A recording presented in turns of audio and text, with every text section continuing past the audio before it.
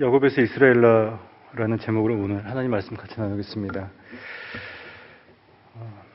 삶의 변화라는 것은 우리 신앙인에게 있어서 참 중요한 주제입니다. 그래서 우리는 주님과의 만남을 통해서 삶이 변화되기를 소망합니다. 그런 우리가 성경을 읽으면서 모델로 삼는 두 사람이 있는데요. 신약 성경에 있는 바울이 그렇고 또 구약의 야곱이 그렇습니다. 두 사람의 공통점은 주님과의 만남을 통해서 이름이 바뀌었다는 겁니다. 사울 같은 경우는 다메섹 도상에서 예수님 만난 다음에 온전히 인격적으로 체험하고 나서 이방 선교사로 가기로 다짐합니다. 그리고 그때 이름을 바꿉니다. 바울이라는 새로운 이름으로 그는 선교 사역을 떠납니다. 그리고 오늘 본문에 등장하는 야곱도 마찬가지입니다. 야복강가에서 야복나루에서 하나님의 사람과 씨름하고 나서 새로운 이름 이스라엘이라는 이름을 부여받습니다. 이름이 바뀐다는 것은 단순한 호칭의 변화를 넘어서는 그 존재의 변화를 의미합니다. 오늘 본문의 야곱이 바로 그러한 경우입니다. 원래 이 사람이 야곱이었을 때는 이름 뜻대로 움켜쥐는 삶을 그냥 살았었습니다. 태어날 때부터 형 에서의 발꿈치를 움켜쥐고 태어났습니다. 그래서 이름이 야곱입니다. 이후 장자의 축복을 움켜쥐었고요. 라반의 집에서 사랑하는 여인 라헬을 또 움켜줍니다. 또 라반의 집에서 종으로 일하면서 또 수많은 재산도 움켜줍니다. 야곱은 잘 보면요. 일단 타겟을 정하면 수단과 방법을 가리지 않고 어떻게든 움켜줍니다. 집념이 대단한 사람입니다. 욕심도 많고 탐욕적인 그런 모습을 가지고 있습니다. 그런 야곱이 26절에 나오는 것처럼 밤새 하나님의 사람과 씨름하게 되고 새롭게 변화됩니다. 그래서 새로운 이름 이스라엘이라는 이름을 부여받습니다. 그래서 우리는 기대를 합니다. 이제 야곱이 과거에 있는 세상의 부요함을 움켜쥐는 사람이었다면 이제는 하나님을 꼭 움켜쥐는 사람이 될 것이다. 기대합니다. 그래서 우린 성경 읽으면서 32장에서 야곱이 이스라엘로 변화되었으니까 33장부터는 새로운 이스라엘의 삶을 살아갈 것이다 라고 기대를 합니다. 하지만 놀랍게도요. 창세기 33장을 펴면서 우리는 상당히 어색한 점을 하나 발견하게 되는데 우리 성경 있으시면 33장을 한번 눈으로 쭉 보시면 33장 1절에서 이렇게 나옵니다. 야곱이 눈을 들어서 앞을 보니까 에서가 거느리고 400명의 장정을 거느리고 오고 있었다라고 이렇게 기록되어 있습니다. 상당히 어색한 부분입니다. 왜냐하면 32장에서 하나님께서 약속하셨잖아요. 다시는 야곱이라 부르지 않겠다고.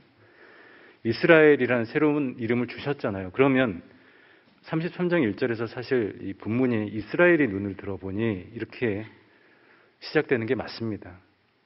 이스라엘이 에서를 만나다 라고 기록되는 게 맞다는 것이죠. 그런데 이 창세기에서는 여전히 33장에서도 여전히 이름이 야곱으로 기록되어 있습니다. 그 이유는 무엇일까? 여러분들이 이렇게 또 묵상하면서 고민을 해봤는데 이런 결론이 내려지는 거죠. 이 사람이 새로운 이름 부여받은 건 사실이에요. 이스라엘이라는 새로운 이름을 부여받은 건 사실인데 하지만 그의 행동과 삶의 모습이 여전히 옛사람 야곱에 머물러 있었기 때문에 그래서 이 사람은 아직 야곱과 같은 존재이기 때문에 창세기 기자는 33장 1절에서 야곱이라 기록했다는 것입니다. 예를 들어서 33장 2절에 보면 야곱이 형 에서를 만나러 갔는데 가족들을 이제 배열하는 장면이 나와요. 그런데 보면 순서가 있는데 여종과 그 자식들을 제일 앞에 두었다고 나오고 레아와 그의 자식들은 그 다음에 두었고 라헬과 요셉은 제일 뒤에 두었다 이렇게 나옵니다. 잘 보면 이게 그 야곱이 자신의 여러 아내가 있었고 여러 아들들이 있었는데 가장 사랑했던 사람들의 역순입니다. 그러니까 자신이 가장 사랑했던 라헬과 요셉을 가장 안전한 뒤에 배치했고 그 다음에 레아, 그 다음에 여종의 자녀들을 앞에 배치했다는 것이죠. 왜 이렇게 했냐면 불안했다는 것입니다. 그러니까 지금 과거에 야곱과 엘사가 상당히 관계가 안 좋았지 않습니까? 그러니까 장자의 축복을 빼앗았고 그래서 도망갔다가 이제 처음으로 고향으로 돌아오는 것인데 야곱은 생각한 거죠. 에사가 분명히 아직도 나를 복수의 칼날을 갈고 나를 죽이려고 할 것이다. 그래서 불안했다는 거예요. 그래서 가장 사랑했던 사람 두 사람 라헬과 요셉만큼은 반드시 지켜야겠다라는 생각을 했다는 것이고, 그래서 가족 배열을 이렇게 했다는 것입니다. 그만큼 지금 야곱은 두려워하고 있었고 이제 벌벌 떨고 있었다는 것이죠. 잘 보면 32장에서 야곱이 보여주었던 그 모습과 너무 대조적입니다. 32장에서 야곱은 하나님의 사람과 밤새 씨름해서 이겼던 사람입니다. 야복강가에서 오직 하나님만 꼭 붙잡았던 사람이 바로 이 사람입니다. 그래서 만약에 오늘 우리 말씀의 주인공이 정말 새로운 사람이 되어서 하나님의 보호하심을 신뢰했었다면 하나님 의지해서 에서에게 당당하게 나가는 모습이 더 좋았을 것입니다. 라헬과 요셉과 더불어서 더 당당하게 하나님 의지해서 신뢰하면서 나아가는 모습이 보여줬더라면 좋았을 텐데 야곱은 그렇지 못했다는 것입니다. 두려움이 많았고 불안함이 너무 많았습니다. 그래서 창세기 기자는 이 사람 아직 새로운 사람 이스라엘이라고 부르기에는 참 부족하다. 아직 멀었다. 라고 봤던 것이고, 그래서 이름을 야곱으로 기록했다는 것입니다. 결국 여기서 우리는 중요한 점 하나를 발견하는데 32장 야곱의 변화는 완전한 변화는 아니었다는 것이죠. 실제 32장 이후 계속해서 성경을 읽어가다 보면 그 이름이 때로는 이스라엘로 기록될 때도 있지만 대부분 야곱으로 기록됩니다. 그래서 이 성경을 연구하는 분들이 이렇게 다 숫자를 세어보니까 야곱으로 기록된 횟수가 한 2배 정도 더 많다고 해요. 그러니까 이스라엘이란 이름이 한 번 정도 언급되면 2번 정도 야곱으로 기록된다는 것이죠. 그러니까 변화를 하긴 했는데 완전한 변화는 아니었다는 것입니다. 32장 이 야복강 나루 사건 이후에도 여전히 우리 오늘 말씀의 주인공은 옛사람 야곱과 새로운 사람 이스라엘 사이를 왔다 갔다 했다는 것이죠. 우리는 이런 야곱의 모습에 적잖이 실망할런지도 모르겠습니다. 하지만 이와 같은 모습이 어쩌면 또 우리 자신의 모습일 수도 있을 것 같아요.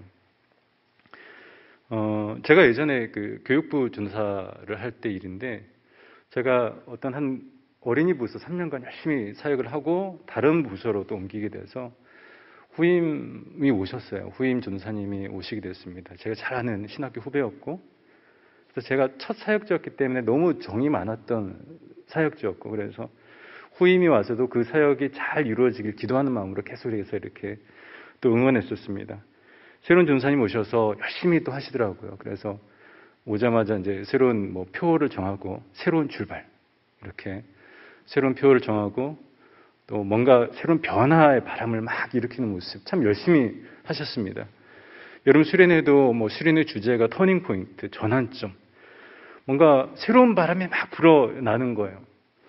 근데 이제 제 입장에서 사실 썩 좋지는 않았습니다, 마음이. 아무래도 이제 솔직한 마음은 그랬던 것 같아요. 아무래도 이제 전임자 입장에서는 구간이 명간이다라는 어떤 그런 반응이 나오길 바랬겠죠.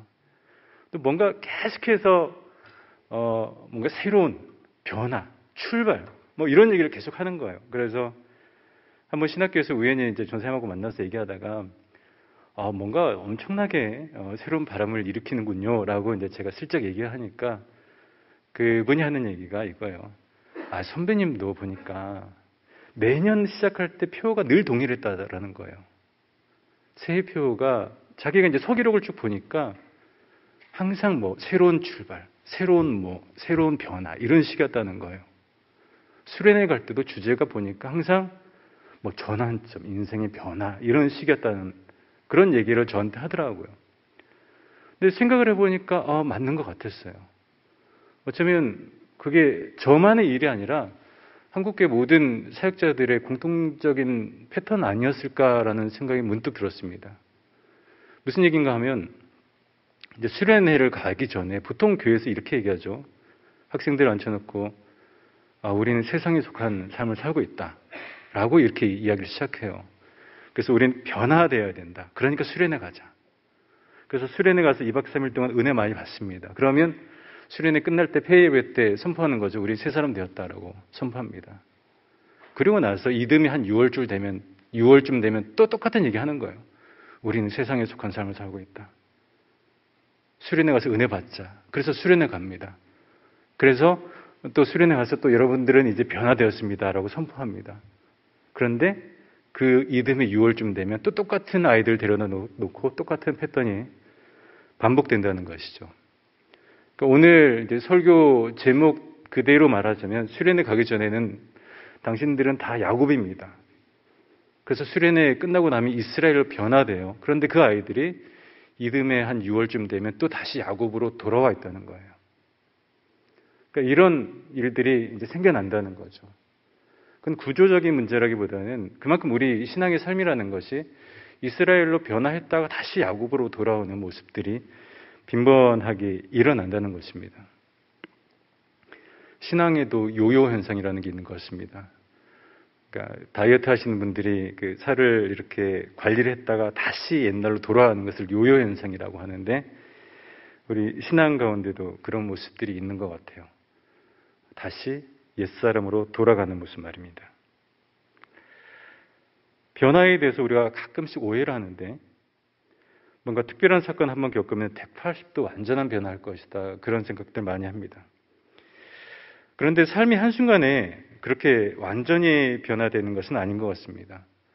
간혹 보면 어떤 부흥회 다녀와서 엄청나게 은혜 받았다고 해서 나 이제 새로운 삶을 살겠다라고 얘기를 하는데 어느샌가 한 2달, 3달 지나고 나면 다시 옛 모습으로 돌아가는 경우 참 많이 봅니다.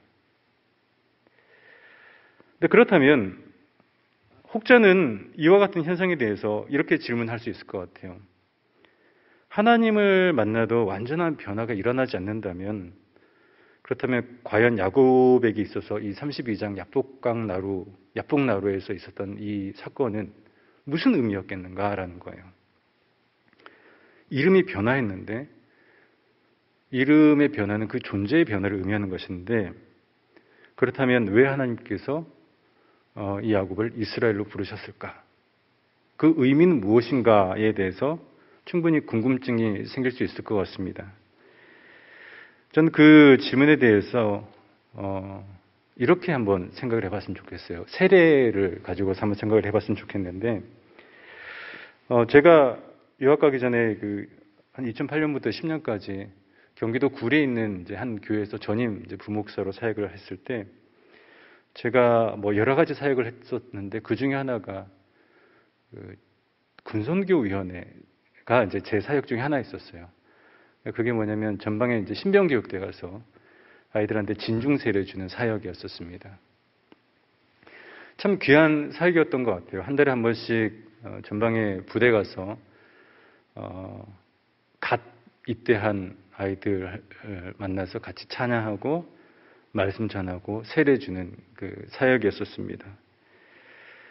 뭐 실로암 같은 찬양 부르면 정말 열심히 찬양해요. 눈물 흘리면서 막 입대한 지 얼마 안 됐으니까 가장 참 감정적일 때잖아요. 그래서 같이 찬양하고 말씀 전하고 그리고 세례 줍니다. 근데 그 세례를 줄 때 한 번에 한 50명씩 60명씩 세례 받는데 세례 주면서 제가 선포를 하죠. 성부와 성자와 성령의 이름으로 세례를 준다라고 제가 선포를 하고 세례식이 다 끝나고 나면 제가 설교를 합니다. 여러분들은 이제 하나님의 자녀가 되었습니다. 라고 선포를 해요.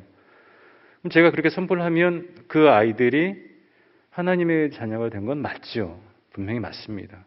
제가 하나님 의지해서 제가 세례를 주었고 제가 또 하나님 의지해서 그렇게 선포했으니까 그 아이들은 세례 통해서 하나님의 자녀가 된 것 맞습니다. 존재론적으로는 맞습니다. 그런데 세례 받았다고 해서 그 아이들의 인격과 생활 습관까지도 변화되는 것은 아니라는 거예요. 한 번은 저희가 세례 줄 때 그냥 세례 주면 애들이 안 오니까 저희가 보통 그 당시 조각 피자를 하나씩 줬었는데 이걸 미리 준비를 못 해가고 식으니까요. 그래서 세례식 끝날 무렵에 3시 반까지 이렇게 배달해달라고 저희가 항상 부탁을 하면서 그 식을 거행했었어요. 근데 한 번은 이 피자가 제 시간에 못 온 거예요. 뭔가 문제가 생겨서. 그러니까 전방에 그 부대를 헷갈렸던 것 같아요. 피자 배달업체에서. GPS도 그 당시에 뭐 별로 좋지 않았었고. 그래서 연락이 온 겁니다. 피자 배달이 정시에 못 될 것 같다고. 그러니까 그 주최자 입장에서는 큰일이 난 거죠. 비상이죠. 아이들은 그거 하나 지금 바라보고 있는데. 그래서 조심스럽게 광고를 했어요.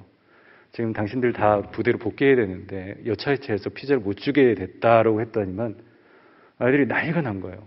그래서 저를 정말 원망의 눈초리로, 징후의 눈초리로 쳐다보더라고요. 잡아먹을 듯이 쳐다보는데 30분 전만 해도 눈물 뚝뚝 흘리면서 아멘 하면서 하나님의 자녀가 되겠다고 다짐했던 아이들인데 30분 만에 그렇게 확 변한 거죠. 다시금 그때 깨달았습니다. 하나님의 자녀가 된다고 해서 달라지는 것은 하나도 없구나. 근데 물론 제가 사실 이러한 점을 몰랐던 것은 아닙니다. 근데 그럼에도 불구하고 제가 매번 세례를 주면서 제가 그 군인 장병들을 축복하고 선포하면서 마음속으로 기도했던 것이 하나 있어요. 뭐냐면 지금 받는 이 세례가 이 청년들의 인생의 새로운 출발점이 되어서 이제 앞으로 남은 군생활 그리고 전역 이후에도 매주 교회에 나오면서 온전한 하나님의 자녀로 한 걸음씩 한 걸음씩 변화되기를 소망하면서 기도했었습니다. 그게 제 기도 제목이었었습니다. 제가 선포했던 내용은 이거죠. 여러분들은 세례를 통해서 더 이상 야곱이 아닙니다. 여러분들이 이스라엘이 되었습니다. 라고 저는 선포한 거죠. 그런데 그 짧은 세례의 순간을 통해서 그 장병들이 삶까지도 이스라엘로 변화된 것은 아니었다는 거예요. 다만 그 세례라는 그 의식이 출발점이 되어서 그 이후 그 장병들이 앞으로 인생 가운데서 온전한 이스라엘이 되기 위해서 한 걸음씩 나아가기를 저는 소망했었습니다. 오늘 본문의 야곱도 마찬가지입니다. 야복 나루 사건은요, 변화의 완성을 의미하는 것이 아니라 변화의 출발점입니다. 이 사건보다 더 중요한 것은 32장 이후에 끊임없는 훈련과 연습을 통해서 진정한 이스라엘이 되기까지 한 걸음씩 전진하는 것이 중요하다는 것입니다. 오늘 본문에 대한 또 여러 가지 성서 묵상집을 읽다가 참 인상적인 한 이야기를 하나 발견했는데, 정신과 의사 김진이라는 분이 계시는데 그분은 의학을 전공하신 의과대학을 나오셔서 정신과 의사이신데 또 이분이 신학을 공부하셨어요. 칼빈 신학교에서. 그러니까 본인이 공부했던 의학과 이 신학을 이렇게 접목해서 책을 한 권 썼는데, 그리스도인과 함께 나누고 싶은 이야기라는 책을 썼는데 참 인상적인 하나의 그 이야기가 나옵니다. 그분은 어떻게 얘기하냐면 신앙인의 변화의 과정을 삼각형에서 원이 되는 것이다 라고 이렇게 설명을 해요. 그러니까 우리 모두는 삼각형인 상태로 신앙의 여정을 시작한다는 것이죠. 그런데 결국 궁극적으로는 우리 모두가 다 원이 되어야 된다는 거예요. 근데 삼각형에서 원이 되는 것이 한순간에 이루어지는 것은 아니라는 거죠. 과정이 필요하다는 거예요.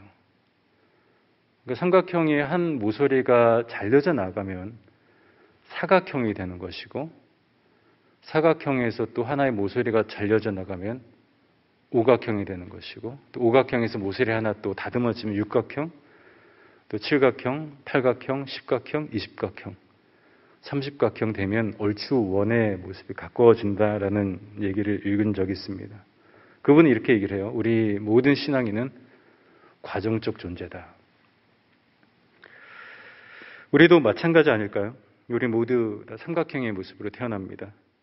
그리고 예수를 믿고 야곱과 같은 인격적 체험을 하는 순간 변화를 시작하는데, 이 야복나루 사건을 통해서, 창세기 32장 사건을 통해서 삼각형에서 한순간에 원이 되는 것이 아니라 그때 사각형으로 변화된다는 것입니다. 첫 변화를 시작한다는 것이죠. 더 중요한 것은 그 이후라는 거예요.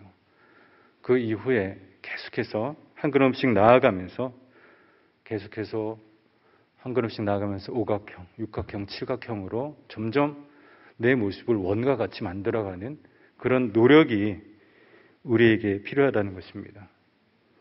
야복강 나루 사건, 이 사건이 우리 신앙의 여정 가운데 매주 있어야 된다는 것이죠. 이 이야기 들으면서 지금 여러분 중에 뭐 이런 생각을 하는지도 모르겠습니다. 그렇다면 나는 지금 몇 각형인가? 나는 칠각형인가? 나는 팔각형인가? 또 내 옆에 앉아있는 저분은 한 20각형쯤 됐으려나? 라고 생각할런지는 모르겠습니다. 그런데 지금 현재 내가 어떤 모양인지는 그렇게 중요하지는 않은 것 같습니다. 중요한 것은 지금 나는 원의 모양을 가진 온전한 그리스도인이 되기 위해서 변화하는 과정에 있는 사람이다라는 점입니다. 하나님은 당장 우리에게 원의 모습을 기대하진 않습니다. 다만 조금씩 다듬어지면서 온전한 원의 모습을 향해 계속해서 나아가기를 기대하고 계십니다. 온전한 이스라엘이 될 때까지 하나님께서는 우리를 기대하고 계신다는 것입니다. 신약 성경에 보면 요한복음 4장에 보면 사마리아 여인 이야기가 나옵니다. 우리 잘 아는 이야기인데 사마리아 여인하고 예수님하고 꽤 긴 대화를 나누는데 이 여인이 예수님 만났을 때 처음에 뭐라고 불렀냐면 유대인 남성 당신이라고 이렇게 얘기해요. 당신. 그러니까 지나가던 남자니까 그냥 당신이라고 얘기를 합니다. 근데 대화를 좀 하다 보니까 이 여인의 마음이 열리는 거예요. 그래서 이제 주라고 표현합니다. 선생님이라고 표현합니다. 그리고 나서 조금 더 대화를 하면서 이 여인의 마음이 또 변화돼요. 그래서 그때 뭐라고 얘기하냐면 선지자라고 예수님 향해서 얘기합니다.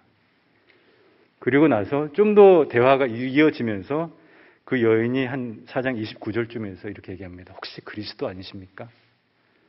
그리고 마지막에 그 4장의 끝에서 이렇게 그 여인이 고백합니다. 내가 그리스도를 만났다. 고백해요. 오늘 한번 집에 가서 4장을 한번 찬찬히 한번 읽어보십시오. 여인이 예수님 만났다고 해서 처음에 바로 그리스도 고백한 건 아니었어요. 처음에 당신이라고 얘기합니다. 하지만 이렇게 조금씩 변화되어 갔다는 거예요. 그래서 마지막에 내가 그리스도를 만났다라고 고백할 수 있었다는 것입니다. 이 사마리아 여인 이야기가 나오는 요한복음이 참 재밌는 복음서인데 다른 복음서와는 달리 요한복음에는 신앙에 관련해서 표현할 때 믿음이란 단어가 단 한 번도 안 나옵니다. 좀 이상하시겠죠? 믿음이란 단어, 그러니까 명사는 한 번도 안 나와요. 믿는다라는 동사만 한 98번 나옵니다. 명사는 한 번도 안 나와요. 물론 다른 복음서에 믿음이라는 단어 많이 나오는데 요한복음은 적어도 단 한 번도 명사로 기록을 안 합니다. 왜 그랬을까 곰곰이 생각해 봤는데 명사는 고정된 실체잖아요. 그러니까 픽스드된 느낌이 들죠. 명사는. 근데 동사는 상태입니다. 그러니까 동사는 계속해서 뭔가 변화하는 가변적 상태라는 거예요. 그래서 요한복음을 조술하면서 계속해서 우리는 믿는다. 믿음을 가지고 있다. 딱 한정된 믿음을 가지고 있다라고 표현하지 않고 우리는 믿는다. 계속 변화하는 중이라는 것입니다. 믿는다는 것은 우리 신앙의 진행형이라는 것을 의미하는 것이고 우리가 과정적 존재라는 것을 의미합니다. 제가 오늘 설교 시작하면서 야곱과 더불어서 사도 바울을 잠시 언급했었는데 사람들은 바울 하면 이렇게 생각을 했어요. 저 사람 다메섹에서 예수님 만나서 한순간에 완전한 변화 이루었다. 그래서 저 사람 순식간에 교회에 이렇게 참여하게 되고 이방 선교사까지 할 수 있었다라고 생각을 했었다는 것이죠. 오늘 설교 표현대로라면 이 사람은 한순간에 삼각형에서 원을 이룬 사람이다라고 착각했었다는 거예요. 근데 바울은 이렇게 고백을 합니다. 오늘 읽었던 신약 본문 빌립보서 3장 12절인데 바울은 이렇게 얘기해요. 내가 아직 이미 얻었다 함도 아니고 이루었다 함도 아니다라고 얘기합니다. 그러니까 3장 12절에서 나는 이것을 이미 얻은 것도 아니고 이미 목표점에 다다른 것도 아니다라고 바울은 이렇게 고백합니다. 당신들은 내가 온전한 이스라엘이 된 것처럼 얘기하는데 나도 아직 계속해서 야곱의 모습으로 돌아갈 때가 많다는 거예요. 온전한 이스라엘의 모습이 되기 위해서 그 다다르기 위해서 나도 지금 계속해서 달려가는 중이다라고 바울은 고백합니다. 하나님은 오늘 우리에게도 말씀하십니다. 너는 이제 이스라엘이다 말씀하십니다. 그러나 우리 자신이 볼 때 우리 모습이 여전히 야곱일 때가 참 많습니다. 그런데 너무 그거 가지고 실망할 필요는 없을 것 같습니다. 왜냐하면 우리 모두는 지금 야곱에서 이스라엘로 변화되는 과정에 있는 존재들이기 때문에 그렇습니다. 2021년 시작하고 벌써 4개월이 흘렀고 이제 5월입니다. 올 한 해도 우리가 이렇게 매주 교회 나와서 또 예배드리고 훈련받고 양육받는 이런 과정을 통해서 조금씩 더 이스라엘의 모습으로 변화되어 갔으면 좋겠습니다. 야곱이 야복나루에서 체험했던 그 사건이 매주 우리가 신앙 공동체 이 모임을 할 때마다 늘 우리 가운데 있기를 소망합니다. 그래서 한남대학교의 성도님들 모두가 그리스도의 장성한 분량에까지 이르게 될 수 있기를 간절히 기도합니다. 우리 모두는 신앙의 순례길을 걸어가고 있습니다. 그리고 우리가 걷는 이 길 끝에 주님이 우리를 기다리고 계십니다. 우리의 길을 마치는 그 순간 우리 모두는 다 주님 품 안에 안기게 될 것입니다. 그 순간까지 이 길을 정말 어린아이와 같은 순수한 마음으로 신실한 마음으로 한 걸음씩 걸어갈 수 있게 되기를 바랍니다. 그래서 우리 생의 마지막 순간 온전한 이스라엘이 되어서 정말 완전한 이스라엘이 되어서 주님 품 안에 안기는 우리 모두의 신앙의 여정이 되시기를 소망합니다. 같이 기도하겠습니다. 사랑과 은혜가 충만하신 하나님 아버지, 주님의 은혜 감사를 드립니다. 야곱에서 이스라엘로 변화되기 위해서 온전한 변화를 이루기 위해서 한 걸음씩 나아가는 우리의 발걸음 가운데 은혜를 더하여 주시고 신앙의 여정을 통해서 마지막 순간 온전한 이스라엘에 대해서 주님 품 안에 안기는 우리 모든 신앙의 순례길이 될 수 있게 하여 주옵소서. 예수 그리스도 이름 받들어 기도하옵나이다.